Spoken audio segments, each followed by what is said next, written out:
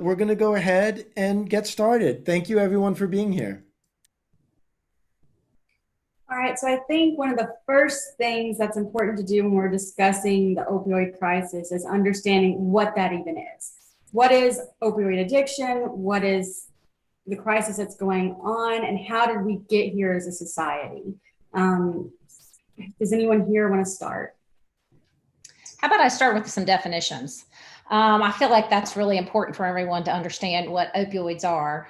Those are a class of drugs, and opiates themselves are the legal substances of those. And when you think of morphine, hydrocodone, codeine, those drugs, and fentanyl, which is a synthetic type, are all opiates, and they're all can be legally prescribed.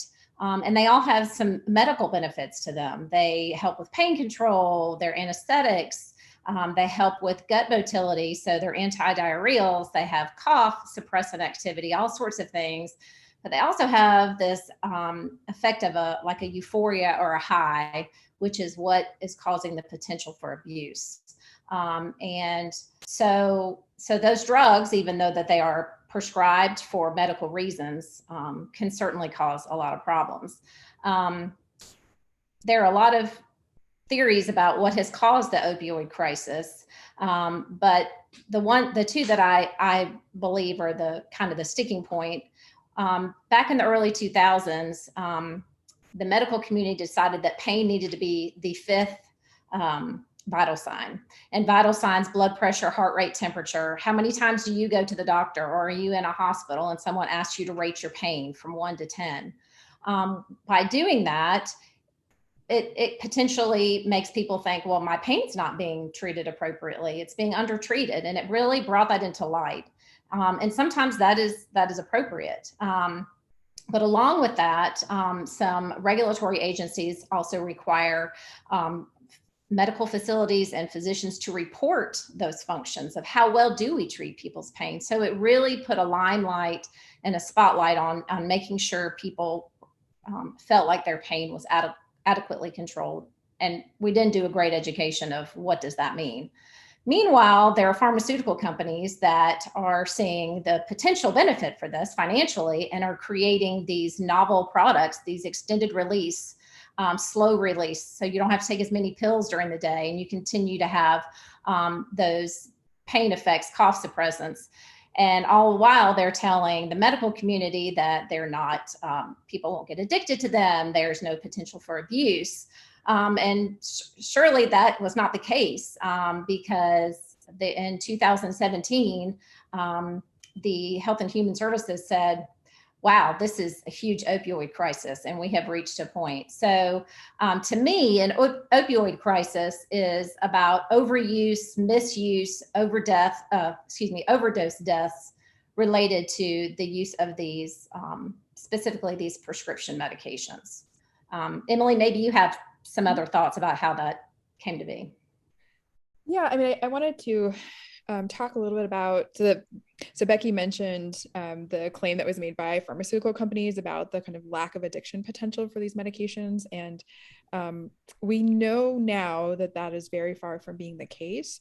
And I think it can be sort of important to think through what's going on neurobiologically when people take these medications in order to understand on an individual level how we got here. And one of the, we're going to talk about stigma later, but one of the main points of this presentation is to help address some untrue and unhelpful beliefs about opioid use. And I think one of those beliefs that people carry about lots of different kinds of substances, but opioids specifically, is the perception of somebody who is misusing opioids as having a moral failing. And so understanding what's going on neurobiologically can also help to kind of educate people about this as a biological process and as a disease, not as a sort of moral failing. I think probably Rabbi Linder is going to talk about the moral aspect of it a little bit later. So let me talk about to add on to what you said, Emily, I'll share with everyone that has probably been the strongest thing that I've gained from this process is, my kind of implicit bias was in that direction. if I knew, if someone told me they knew someone, there was just kind of an implicit judgment. And I've learned through, these programs, and we watched a documentary and discussions, that it is like similar in alcoholism. I think there are some parallels where there's some stigma and things like that, but that it is a disease. And one of you may get into this later, but at one of our last sessions, someone said, and it really stuck with me, that opioids and drugs aren't the problem. They're actually the answer to a different problem. They're not the right answer, but people are using them as an answer to something, whether it's pain, loneliness, emotional trauma, physical trauma. And so I just wanted to kind of lift that point you made up. Well, I agree with that, but I think they also do have that abuse potential. People get stuck on opiates from some stories I've heard just in my community at the hospital of teenagers going to have their wisdom teeth taken out, and they take Percocet for a couple of days, and now all of a sudden, a year later, they're doing heroin, and so it's not that it's that euphoria feeling. So maybe it is that covering that other issue up, but that feeling of feeling so great at that time in your life as a teenager, Yeah. And so I'm going to walk through, I think, just like what's happening at a chemical level. And as I'm talking about this, one thing that's important to remember is that these changes will happen even by taking opioids at therapeutic doses. Exactly. So these sort of chemical brain changes are not something that happens only when you're injecting heroin. These are, you go get your wisdom teeth out, they give you a prescription for codeine, you take it as prescribed. This is what's happening in your brain. And that's why these things are, causing the problems that they're causing. So so Becky described the class of medications that we call opioids. So that is heroin, oxycodone, and also things like heroin. So these street drugs as well. They act on the same chemical receptors in your brain that are producing that sensation of pleasure when you're doing things that are very healthy, like eating or having sex. Those same chemicals, those same pleasure chemicals are what's being activated by these medications and these drugs. And so over time, when you're using these substances, you develop a tolerance.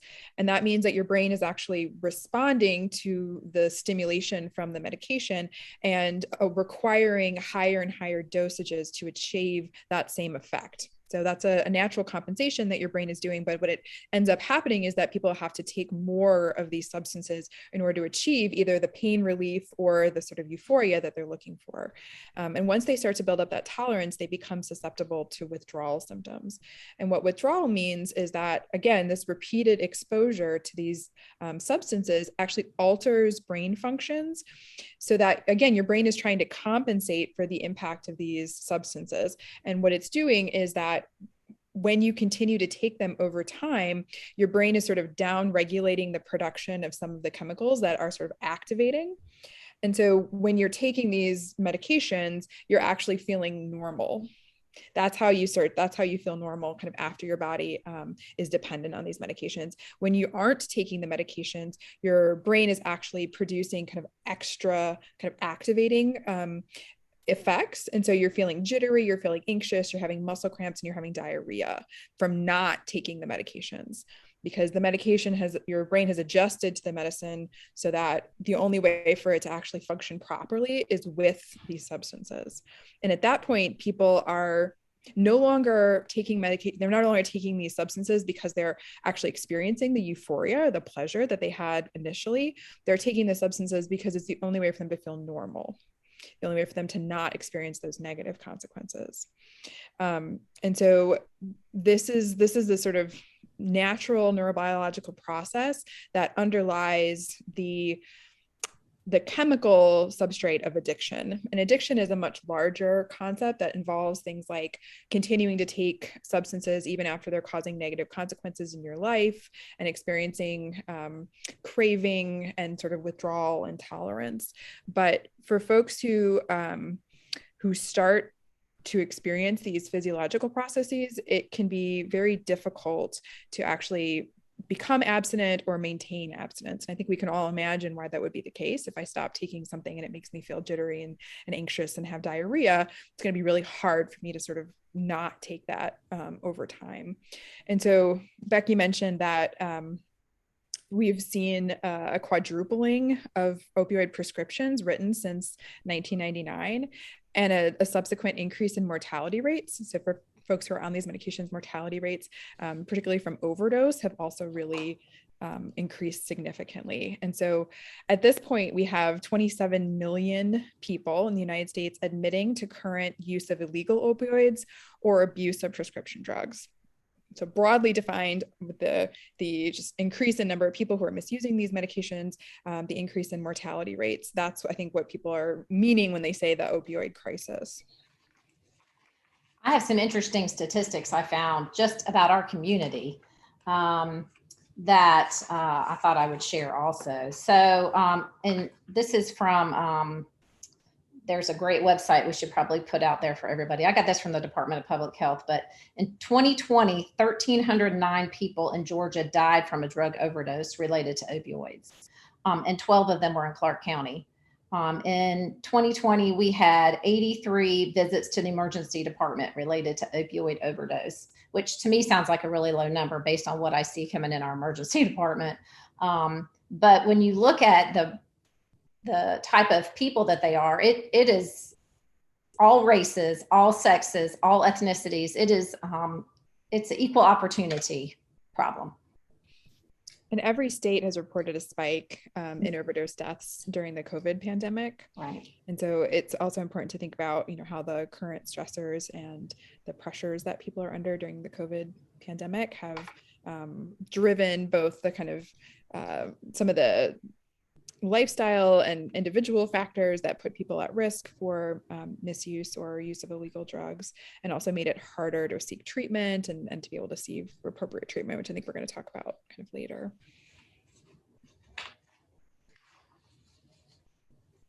So I think it's really helpful to get a better understanding of opioids and opioid abuse and the changes in the brain overall to better understand all the different dimensions that affect opioid dependence. And one thing that helps with, by understanding that, is kind of helping with the stigma that's attached to it, but it's still a major issue. So I think it's important to talk about the types of stigma that are faced by not only people who are become dependent on opioids or are having opioid abuse, but also when they go to seek treatment. Because sometimes even seeking treatment, whether it be going for psychological treatment or getting medications, that can have a stigma as well. So I wonder if any of you could speak to that. So I can talk a little bit about sort of two types of stigma that I think are important to consider. One is the public stigma and one is the self-stigma. I think you mentioned both of them, Koren. So public stigma is this general perception by the public of sort of stereotypes and acts that discriminate against people who have a particular condition. And there's lots of research that there's huge amounts of public stigma, particularly about opioid use and misuse. So for example, employers are less likely to hire someone, landlords are less likely to rent to people if they have those labels. That stigma also exists within the medical community, which is particularly problematic. So people who have that label receive fewer primary care resources. They also receive fewer specialty health services. And they're even receiving fewer insurance benefits relative to people who don't have that label. And this stigma really undermines the harm reduction strategies that we're going to talk about, like safe injection sites. So when the public has a stigma against individuals who suffer from a particular condition, it makes the public less likely to support initiatives that would reduce harm for those individuals. And as you said, that public stigma also impacts people who are trying to seek services because they want to avoid that stigmatized label. So people may avoid confronting or even acknowledging a problem that they have because they don't want to be labeled as having that stigmatized identity. And that, of course, makes it harder for them to seek services and obtain support from their family and from their community. That self-stigma is sort of an extension of that. So it occurs when people internalize the sort of beliefs that correspond to public stigmatized identities. So somebody might say to themselves, why should I even try to get help? I don't deserve it. I'm not worthy of it because there's something wrong with me. Otherwise, I wouldn't be experiencing these symptoms. Why would I even try to engage with a treatment program? Somebody like me is not able to do that. And so that internalization of the stigmatized beliefs, again, is a huge barrier for harm reduction and treatment strategies, but also just results in a lot of negative experiences for the individual too. So problems with self-esteem, depression, hopelessness. I think some of the stigma we see is, if you compare it to other disease states, diabetes, like type 2 diabetes, is usually related to obesity. And we don't judge people for being a type 2 diabetic because, you know, out loud in the community necessarily. So I think when someone comes in and has an opioid addiction, we think that they're seeking drugs, and drugs are then related to violence. And so I think that should be part of some community help, is how people that take opioids are probably taking their own prescriptions. They're not necessarily going and shooting down people, buying them in parking lots. It's not always a violent situation. And if we look at it from that standpoint, it does make us more empathetic to help those people in need, like we do for someone that's diabetic or has heart disease, or is going through nicotine withdrawal, you know, and we don't judge those people. There's some really interesting research about like people, I think there's one perception related to stigma about, like, you know, people who abuse substances are not really interested in helping themselves because they're so likely to relapse. And there is a lot of relapse in treatment for substance use disorders. But when you compare relapse rates for substance use disorders to things like treatment for asthma or hypertension, you actually see lower. Yeah. Or, you know, other conditions too, like these physical health conditions that don't have that same stigma actually have higher relapse rates in terms of the treatment than it is for substance use disorders. And yet there's this totally different perception and different thoughts that we have about people when they relapse versus if there's a kid who's not using his inhaler appropriately, we don't think of that person as having a moral failing. Right. And I want to address a comment in the chat. I think, you know, in Judaism, there's been this kind of myth, at least I grew up with this, you know, Jews aren't alcoholics, Jews don't, you know, abuse their spouses. You know, these sort of ideals that sometimes we hold ourselves to, or that we think others hold us to. And I think that contributes to the stigma, because as the comment says, of course this is in our community, not just in Athens, Clarke County, but in Congregation Children of Israel. And the more that we push it away as this doesn't happen to Jews, I think the more that would increase the stigma for someone and possibly reduce the likelihood of them getting help. Yeah, and that's exactly what the research points to as well. And one of the really important strategies that we need to engage in as a society and as a community, if we want to make progress, is to actually change our culture. And that can start with things that are as simple as the language we use. So replacing terms like addict or opioid addict with a person with a substance use disorder, that kind of person first language that we use in other places, it's good to use it here too. We also want to create communities where we acknowledge that people who are struggling with these substance use disorders need to feel comfortable seeking assistance and support.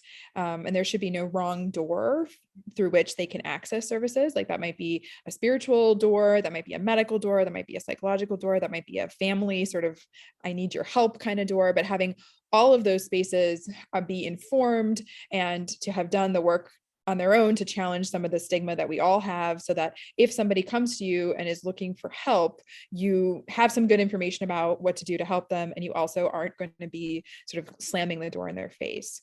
So embracing kind of a disease illness model rather than a moral failing kind of model is a really good first step. And we also are going to talk, I think, a little later about some changes in the sort of treatment of substance use disorders and opioid use disorders specifically at a societal or kind of policy level that could really help actually reduce barriers to getting the evidence-based treatments. Once somebody has recognized and wanted to engage with treatment, we need to have those treatments available widely and have them, those treatments themselves are often stigmatized. And so we also need to challenge the stigma around some of these kind of frontline gold standard treatments. Otherwise, we're just, you know, putting people back into a stigmatized box as soon as they get to treatment.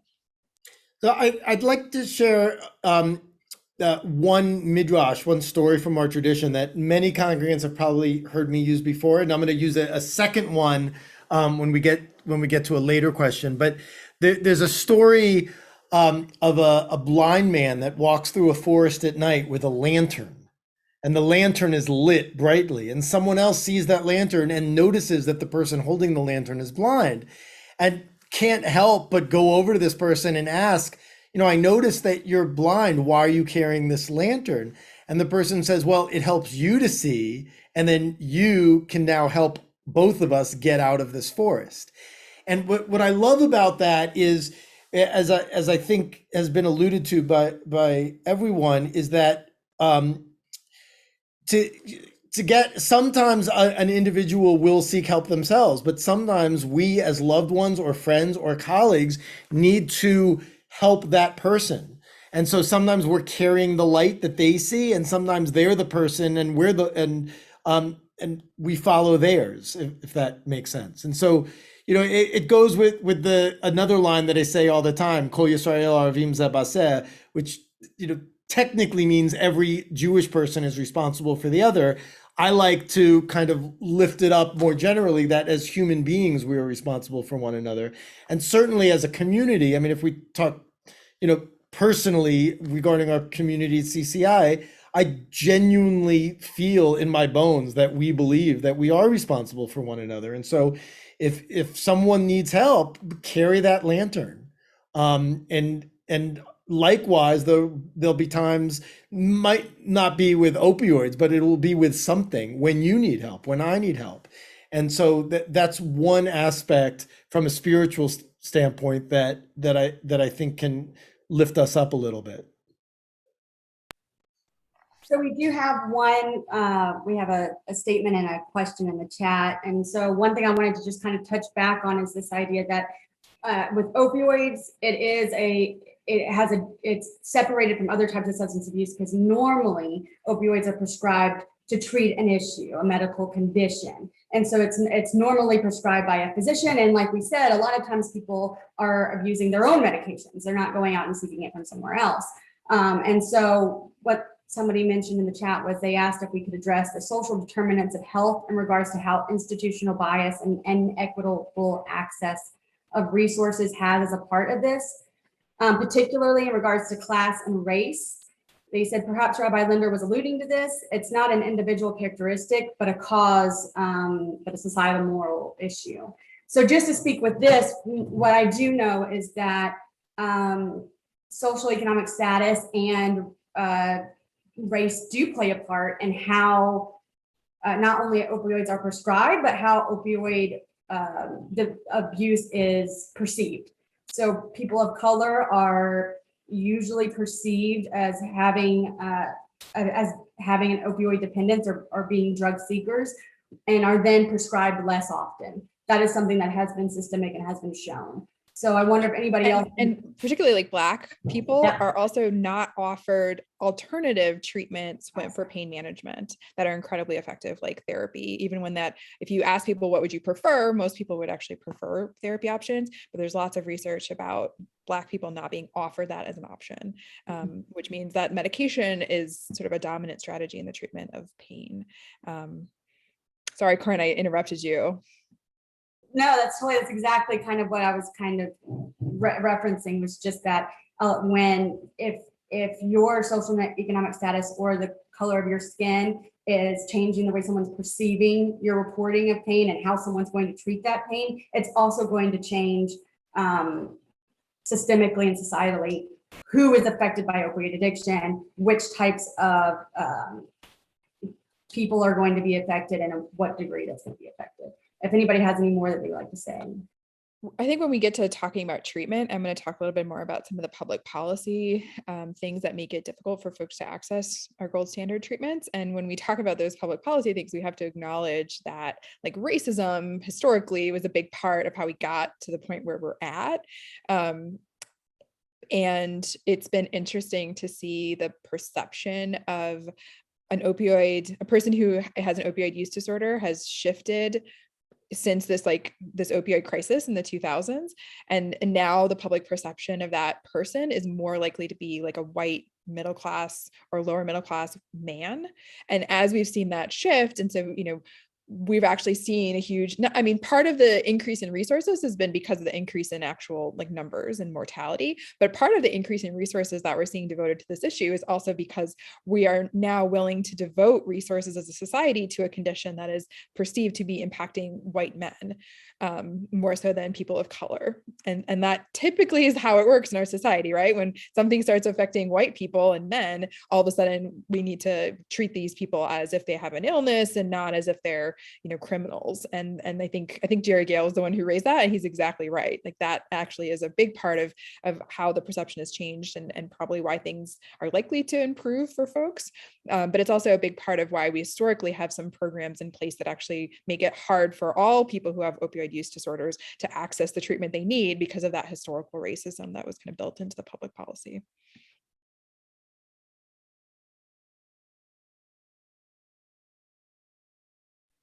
We had another person kind of give some information.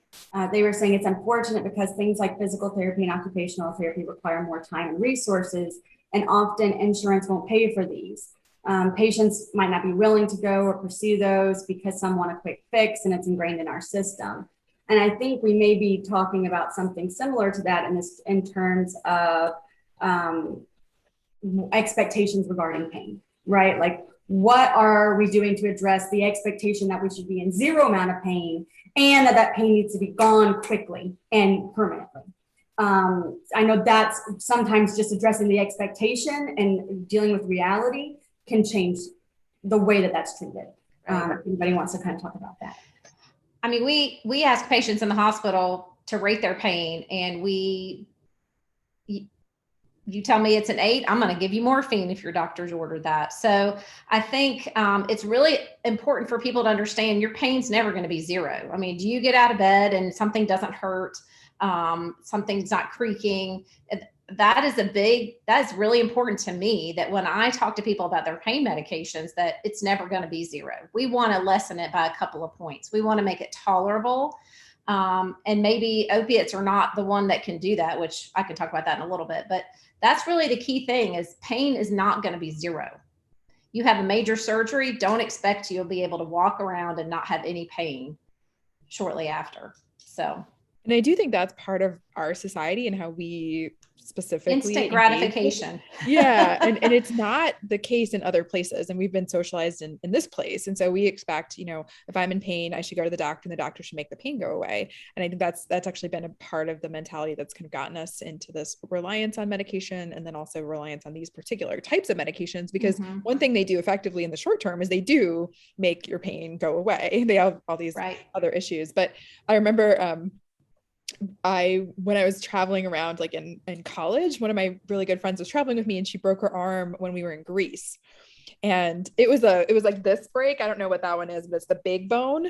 And we were at this hospital in Greece, and they set it without they didn't put her under. They didn't even give her any pain medication. They set her arm without that. And I was just like, I can't even imagine. And then they didn't even send her home with a prescription for anything. And when I asked the doctor about it, they looked at me like I was, off my rocker, because I would even suggest that she needed pain medication. And I can only imagine in the United States, like you mentioned, you get your wisdom teeth pulled, or you come in with like a broken toe or something, and they're just throwing Percocet and Vicodin at you. But in other places, there just is this perception that, well, of course your arm hurts, you broke it. You're going to go back and live your life and try to take it easy. And we're not necessarily going to prescribe these medications.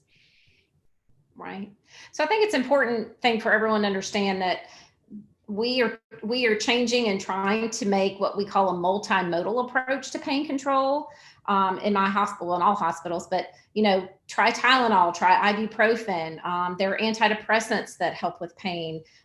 There are physical therapy, as you mentioned. So it's not opioids that always are necessary to take care of pain. And as a patient, that's important for you to understand, that you ask, do I really need this? Is there something else that will work just as well, or at least help negate some of this pain that I'm having? And if you take anything away, I, as the pharmacist, would say, next time you get a prescription for an opiate, ask, is this really necessary? And if it's not, don't get it filled. Don't put it in your medication cabinet, because it'll be there. Or, yeah, I think that, I experienced this when I had my kidney stone. Don't take it right away. Maybe if you do feel like you need to fill it, but then don't necessarily take it unless you absolutely feel, like you need to, and not just because you have it. Right.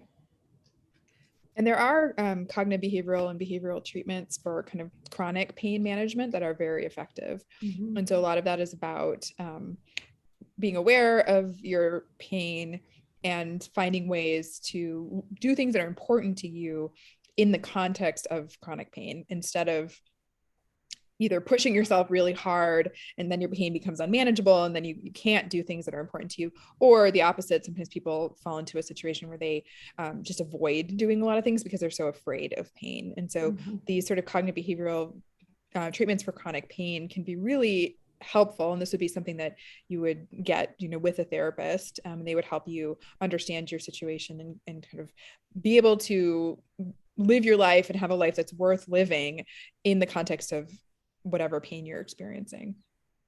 And I want to talk just for a second about a spiritual component to this. And this has to do with Becky, what you and Emily are saying regarding pain, that, our job as human beings is not to be without pain. I mean, we say in our prayer book, we do not ask for a life of ease. And a rabbi once, it wasn't a joke, but one of his main sermons was that comfort is not a Jewish value. That's a little bit of a different topic. But, as we are starting to approach the high holidays and thinking about the themes of Rosh Hashanah and Yom Kippur, they are very much about the pain of being a human being, not necessarily physical, but physical included, talking about getting older, about seeing older loved ones get sick and reach their final years. All of those kind of things are painful. And one thing, again, in a recent session with the Clinton Foundation, we talked about the difference between pain and suffering. And, there's the kind of Buddhist mentality that pain is inevitable. Even trying to get rid of pain completely is a fool's errand. Suffering is our inability to accept pain. And so suffering to a certain degree is in our control. And for me, it is one of the things I think religion and, for me, obviously Judaism, is a help for. And Becky, you might know the actual numbers on this, but I know that there's some really interesting research about patients who have some sort of acute, like a surgery, and they're prescribed an opioid pain medication, and how, what percent of those people are still, this is supposed to be prescribed acutely, right? Just for the recovery. Right. And what percent of those people are still on the medication 1 year, 5 years later? It's a pretty staggering Very number high. Mm-hmm. Yeah, I can't remember off the top of my head, but that's true. We see it a lot on patients' profiles that we're like, what are you taking this for? That's for when I went to the urgent care because I twisted my ankle last year. Oh yeah, I still take that occasionally because sometimes I have this or. Right. And I think one of the things that some hospital systems have done, or medical systems, are to give doctors feedback like that. So you prescribed these medications to X number of patients, and this is the number of patients you prescribe them acutely, and then this is the number of people who are still on them at 5 years. And that kind of feedback can sometimes be helpful for individual providers to sort of think a little bit differently about how they're prescribing these medications. And that is one of the strategies that we've tried to enact generally to reduce the kind of overprescription of these medications. There are some new regulatory things in the state of Georgia, prescription drug monitoring programs that physicians are required to go and review before they prescribe multiple refills on something. For the first time they prescribe an opiate that's in excess of a couple of days worth of treatment. Pharmacies have to go and check that. It's really kind of a database to evaluate if people are shopping different pharmacies to get their prescriptions. So there's some new regulatory things in the last couple of years that I could talk about for an hour, but yeah, there are some of those things in place. So we have a couple of questions that are kind of connected to this. One person asked if Becky had seen a change in physician prescribing of pain relievers. I can say from my experience working in a medical facility, I have seen the pendulum swing the opposite direction. this is just my experience where years ago we saw prescribing, where now this fear of overprescribing has now turned into where people are underprescribing. Or in some instances, I've seen centers do pain contracts, which basically says, if I'm going to be prescribing you pain medication, you're signing this contract that only I will, so I know exactly what you're getting and how much. I don't know what you've kind of seen. I've seen some of that on the outpatient side. I don't do a lot of outpatient pharmacy in the hospital. We have seen a big change in prescribing because we've done a huge focus on that and making sure that it's easy to order different options for patients' pain. Because again, we are asking that patient every couple hours, rate your pain for us. And so we make sure that they don't have just the opiates, they are available. And we do a lot of education with nursing, with physicians, so that they do prescribe the appropriate type of pain medications. And I saw that when I was working at the VA. The VA had a huge, different VAs would get feedback about the percent of their veterans who were on these medications. And if your VA was kind of at the higher end, they had a very, it was a very dramatic approach, which was basically to tell physicians, you need to get all of your patients off of these medicines. Wow. And they needed to do it in a relatively short period of time. And they actually targeted the opioid pain medications and then an anti-anxiety class of drugs, benzodiazepines. They targeted them at the same time. And so there were a lot of patients who went to their next primary care appointment and their doctor said, well, I'm not prescribing that anymore. And it was, I think it was well-meaning as an effort to try to make sure that veterans weren't being prescribed these medications that have these harmful effects. But I think, Koren, like what you were saying, I think from the patient's perspective, it was very upsetting and both physically and psychologically. And it didn't necessarily correspond to redirecting folks to alternatives. It really was more of a we're just not doing this anymore. Because I think someone mentioned in the chat, alternative treatments often require more time, both on the provider's end and on the client's end. And so, it wasn't like we hired a bunch more behavioral health specialists to be able to do the chronic pain treatment. We just told the physicians to stop prescribing, and that's probably not the most effective way to do it. Yep, and one more kind of question or statement that was put in the chat was someone said, but I've heard that you have to get ahead of pain by taking pain medication and not waiting until there's a gap. Well, that's true, but it doesn't have to be with opiates. It could be with Tylenol. It could be with ibuprofen. Gabapentin is another one that's a chronic antidepressants that you can take on a daily basis that do that. For acute pain, yes, use your Tylenol, use your ibuprofen, use those things to keep that pain and then definitely get ahead of it in the first couple of days after an acute event or sudden event. That's true. And I think this idea of asking about the pain scale often, what it is causing people to do is continuously focus on their pain. Right. So a lot of times people are able to, and it sounds a bit strange to say, it's not that their pain is less, but their experience of the pain is less when they're not thinking about it, when they're thinking about something else, when they're engaged in doing something else, when they're not focusing. And then when they're asked constantly, well, rate your pain, it's refocusing. Well, yeah, let me see how much pain am I in right now. Right. And so we're just kind of constantly bringing that attention right back to it.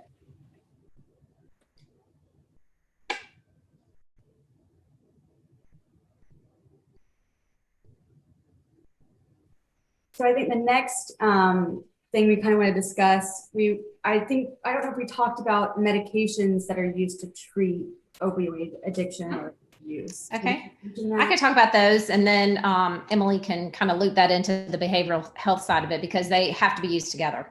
But there are medications that we use for, it's called medication-assisted therapy or MAT, and things that you've probably heard of, methadone, Suboxone. And these are opiates themselves, but they have a different way that they work, and that they have a slower effect. There's not this quick onset, quick offset. So people are having that craving and withdrawal, and they're taking them more often. It does subtly just give that amount of that opiate in those brain cells so that we can begin to taper them off slowly from that. So they're more long acting. Some of them contain a drug called naloxone, so that if someone tries to take another opiate or another medication like that, that it blocks the effects so that they're not able to overdose on them. So there's a lot of different options associated with those. But the key thing to remember is those things are chronic medications. They are not, you take them for 7 days and you come off of them. They're like any other disease that we keep talking about, that you have to take them on a regular basis. They go along with behavioral therapy. People have relapses all the time, but those medications have been shown in numerous studies that they do prevent overdose, prevent death, prevent ongoing complications associated with opioid addiction. So that's kind of a high level. We have in the substance use kind of treatment. And so I guess just to be clear, we're talking about medication assisted treatment this is for folks who have an opioid use disorder, right? So this is not treatment for pain, but this is treatment for folks who have an opioid use disorder. When we talk about substance use generally, there's been kind of a focus on the idea of like detox and then abstinence. That's that has been I think somebody mentioned Alcoholics Anonymous or just alcohol use treatment generally, but in our society and in a lot of substance use treatment, even within substance use treatment providers, there is often this really kind of preference for detox and then abstinence. And the reason why we're finding that is not a particularly effective strategy for opioid use disorders is because we mentioned that relapse rates are similar for other physical health conditions, but they're still high. And actually the relapse rate for opioid use disorder is probably the highest of any other kind of substance use disorder. And what happens for folks, particularly with opioid use disorders, when they relapse, which a lot of people do, is that they die. And so we're looking at opioid medications represent 83% of the total deaths caused by unintentional overdose. And a lot of those folks are people. So interestingly, folks who have successfully completed a detox program are more likely to die than folks who did not successfully complete a detox program. And that may seem counterintuitive. Why would people who have successfully completed an opioid detox program be more likely to die? And it's because their body has detoxed from this substance. Their body has sort of started to recover, which is really wonderful that your body can do that. Your brain can recover. But what happens when your brain is starting to recover is that folks who relapse will go back to using the same amount of the substance that they used when they had last used. And that amount is now a lethal dose because that tolerance that you had built up is gone, or it's reduced because of the fact that you had been withdrawn from that substance. And so when you go back to using at the same level that you did last time you were using, it's a lethal dose and people die. And so the combination of the fact that overdose, or the fact that relapse is so common, and the fact that the death rate from people who relapse and then unintentionally overdose is so high for opioids, it's really led us to the idea that this long-term medication-assisted treatment is really the safest option, particularly for folks who have an opioid use disorder. And so that may seem counterintuitive. It may seem like, aren't we just substituting one medication for another? But I think Becky did a nice job of describing why, yes, and the medications we're substituting are things that are going to save someone's life and prevent a lot of the negative consequences associated with an opioid use disorder, like the social consequences, the economic consequences, the employment kind of consequences. You see people not experiencing a lot of those negative consequences when they're on these long-term kind of maintenance medications, because the medication doesn't function the same way that heroin or an opioid, other kind of opioid that has potential for abuse functions. And so one of the things that as a society that we could really do to help folks is to not stigmatize the long-term medication assisted treatment, and to not see that as like a failing. If you were really strong, or if your treatment was successful, then you could detox and just remain abstinent. And that if that's the message people are getting, we're setting a lot of folks up to die, frankly. And so we need to just sort of get to think differently about this long-term kind of treatment, and be able to celebrate people who are on these medications long term as, you know, people who succeeded in overcoming their opioid use disorder, and maybe thinking about it the way we would think about diabetes. If you have diabetes and you take your insulin every day, that doesn't make you a failure. We would say, good job for taking your medicine every day. And that's what's helping you stay healthy. And that's the same thing with methadone. Or But someone trying to quit smoking with a patch on their arm, right? Right. We wouldn't say you're a failure because you have to use a patch. Right. But It's we a chronic do have disease. this. It's a disease, and it's a Chronic disease that's going to be with you probably for a while, the rest of your life, or the rest of your life. And so you take your insulin, you go to the methadone clinic or buprenorphine or whatever it is. And going back to the point we were making before about how racism and historical privilege has shaped our treatment system for substance use disorders, because methadone was perceived as a treatment for people who had a lot of stigmatized and marginalized identities, particularly like low-income Black people. There was a huge stigma about prescribing methadone, and that was incorporated into policies that make methadone treatment very different from other kinds of treatments, and has to be accessed in special clinics, and those clinics don't exist in most locations. And you also have to come to the clinic very regularly. And if it takes a long time for you to get there, you know, how do you actually hold down a job and still engage with treatment the way that you're supposed to? And so these old regulations about how methadone is prescribed is now a major barrier to people being able to actually access these gold standard treatments. In addition to that stigma about, if I'm a person who's on methadone, what does that mean about me? Because we have this idea that people who are on methadone are criminals, or they're poor, or whatever it is. And so as long as we have that stigma attached to this treatment, which has this roots in racism, and classism, we are going to be having folks with self-stigma who are not willing to access this treatment that is probably going to save their life and also save them from a lot of negative consequences. Becky, are you going to talk about buprenorphine at all, or is that maybe a little bit? I can. I was just going to talk, there are some new regulations that those can be prescribed by physicians, and even if a small amount of patients that they treat, they don't have to get extra training, or the FDA doesn't require them to go through anything with that. So that is one that is fortunately more widely available. Again, the stigma of the physician and finding a physician that will prescribe that. I know we do have some, the brand of that is Suboxone. So we do have some Suboxone clinics in Athens, actually, that do help with that, and that can prescribe, and you can get it at your local pharmacy. And so there are some positive things with that. Right. It's not, it's a little bit safer. And so it's a little easier to prescribe. And it contains naloxone in it as well. So the risk of the overdose, or taking more and causing those problems, that naloxone, which reverses the effect of opiates, is there. So it is a little bit safer that way.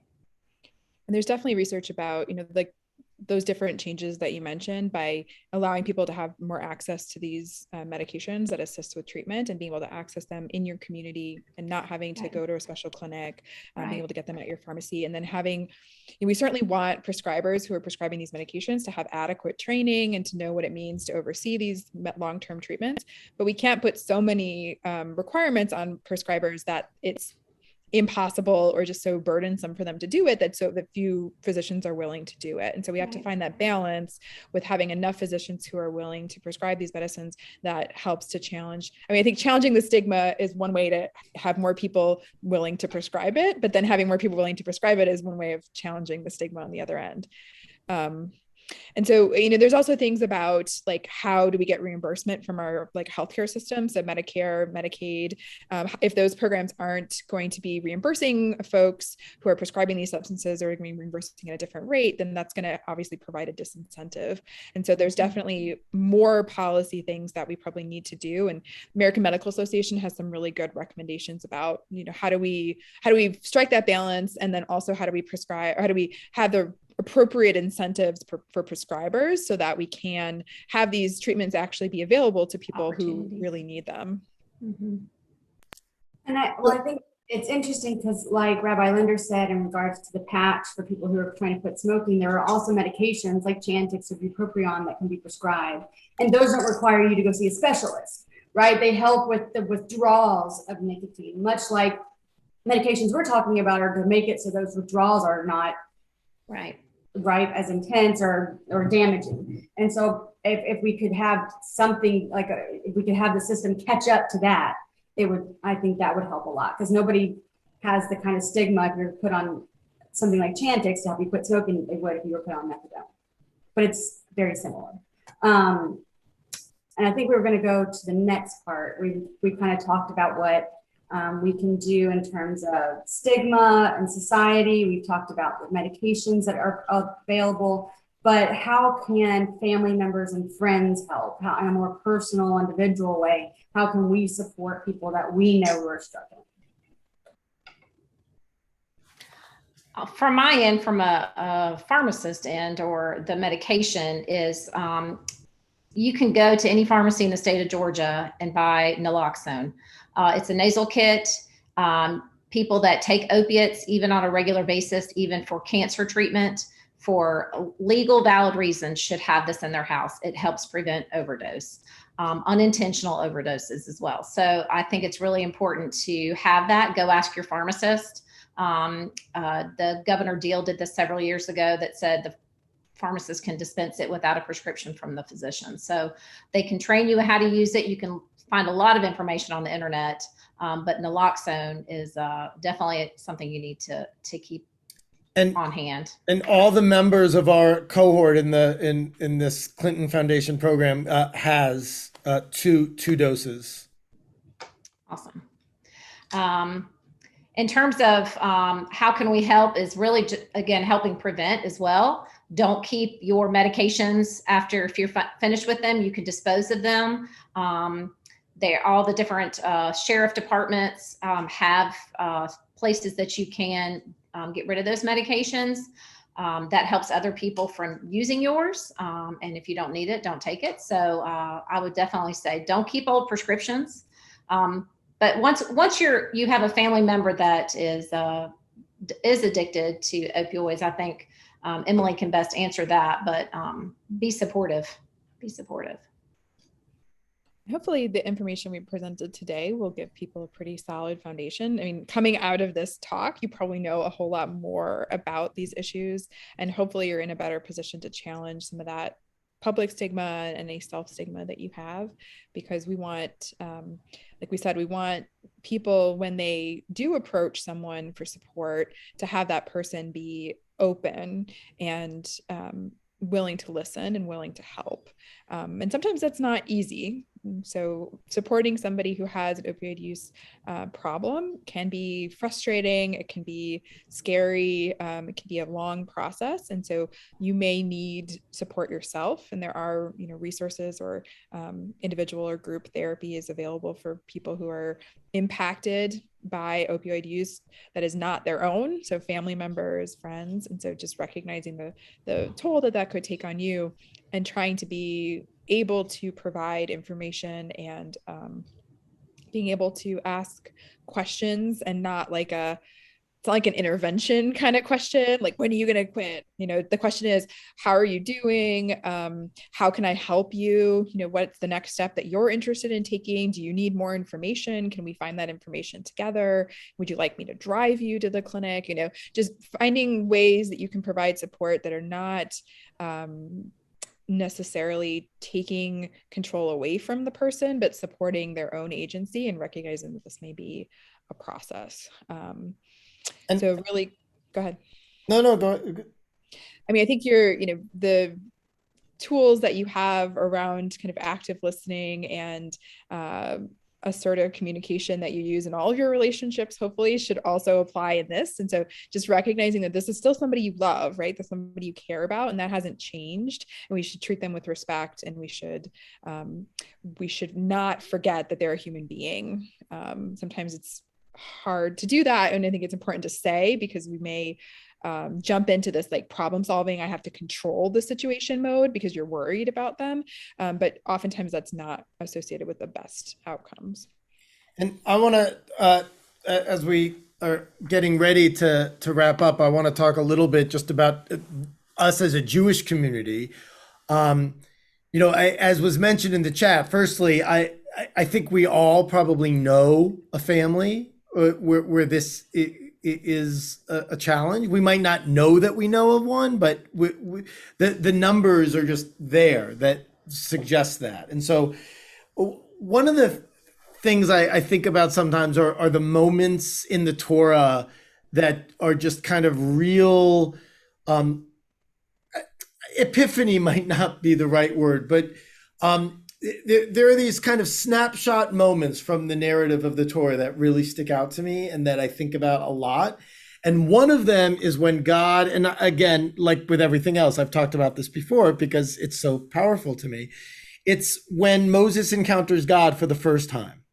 The first thing that God says, this is at the burning bush, God says, take off your shoes, for this is holy ground. And I never realized this or thought about this until rabbinical school, but there is no inherent connection between taking your shoes off and holiness. Now, yes, there are some cultures where you take your shoes off as a sign of respect and things like that. Absolutely.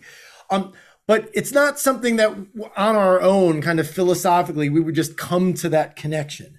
And so as Jews are wont to do, we ask questions about it to kind of create a meaning or create an inspirational message for why Moses had to do that. And many, many years ago, a rabbi suggested that Moses had to take off his shoes because as the leader of a community or just as a person in a community, he had to be sensitive to the needs of his people. He needed to feel where they were at. And I think that is our job. It's regardless of religion, but to try and understand the stigma, the pain, both physical and emotional, so that we can, as Becky, Koren, and Emily have suggested, be there for people in a variety of ways. We don't have to be medical or psychological professionals to care about someone and show them love. At the same time, as we said in the beginning, I don't think any of us would say that a conversation with a good friend qualifies as it's part of a solution, but only part. It's not all. And we do want to urge people to get professional help if that's what's necessary. Do any of you have anything you want to say as we kind of get ready to wrap up? I just added like 7 million things to the chat. This is an annotated kind of bibliography for friends and family who may be impacted. Does that mean you weren't listening to my? It means that I am able to multitask because I am a mom and there's really no other way to survive, right? I very much enjoyed being here. I'm happy to talk to people at other times about this issue if people have additional questions. Thank you so much to Koren and Becky for participating, and I guess Eric too. Huge thank you to my partners in this, Emily, Koren, and Becky. As we all know, our community is blessed to have people of such wide and varied expertise, and it's wonderful to share the talents of our congregants during programs like this. I want to conclude with reading a translation of the Mishaberach. As we all know, typically we read Mishaberach for someone who is acutely ill, perhaps in a hospital, perhaps just got out of the hospital. But in this case, as I read these words, I want us to think about all of those who have been dealing and are dealing with the effects of this crisis, whether they themselves are, or it's a family member or a dear friend. And so I'm going to read a translation I found that I like specifically with regard to this topic and how it links together. May the one who blessed our ancestors, our patriarchs, Abraham, Isaac, and Jacob, and our matriarchs, Sarah, Rebecca, Rachel, and Leah, bless and heal all who are in need. May the Holy Blessed One overflow with compassion upon them, to restore them, to heal them, to strengthen them, to enliven them. God will send them speedily, we pray, a complete healing, a healing of the body and a healing of the soul, along with all of the ill, among the people of Israel and all humankind, soon, speedily, and fully. And we say, Amen. I want to thank all of you for joining. This will be posted on YouTube in a few days, and along with the link to the survey afterwards. As I mentioned beforehand, that is one of the benefits of doing it virtually, perhaps maybe the only one, but it is nonetheless a benefit of doing it this way. And if anyone wishes to follow up privately, you are, of course, welcome to reach out to me anytime. And I want to thank you and wish all of you a shalom. And for those of you who come to services on Friday, I will look very much forward to seeing you. Have a good night, everyone. Lehitraot.